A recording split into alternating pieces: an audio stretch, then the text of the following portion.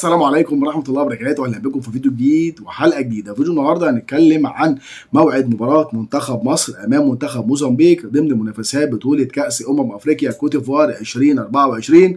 طبعا المباراة دي ضمن المجموعة الثانية، نتمنى إن شاء الله الفوز لمنتخبنا المصري، ويا رب إن شاء الله يكون هو بطل أفريقيا عن النسخة الحالية. طبعا هنوضح تفاصيل مهمة جدا بخصوص موعد هذه المباراة، القنوات الناقلة، ولكن قبل ما نبدأ كلامنا بأي تفاصيل عايزين نبدأ كلامنا زي ما احنا متعودين دايما، نبدا كلامنا بالصلاه على افضل خلق الله، اللهم صل وزد وبارك على افضل خلق الله سيدنا محمد وعلى سيدنا محمد في العالمين انك حميد مجيد. ولو انت اول مره تتابعني تنزل بقى تشترك في القناه وتفعل زر التنبيهات واضغط بقى على زر اللايك عشان يوصلك كل جديد مني باذن الله. هذه المباراه ضمن طبعا المجموعه الثانيه اللي بتضم منتخب مصر والراس الاخضر وموزمبيق وغانا. طبعا موعد مباراه مصر وموزمبيق هتكون يوم الاحد 14/1 الساعه 7 بتوقيت مصر، 6 بتوقيت المغرب وتونس والجزائر، 8 بتوقيت السعوديه والعراق. نتمنى يا رب الفوز لمنتخب مصر. عايزك تتوقع معايا نتيجه هذه المباراه، كمان توقع المتاهلين عن المجموعه الثانيه. هل ممكن يكون في منتخبين فقط اللي يتاهلوا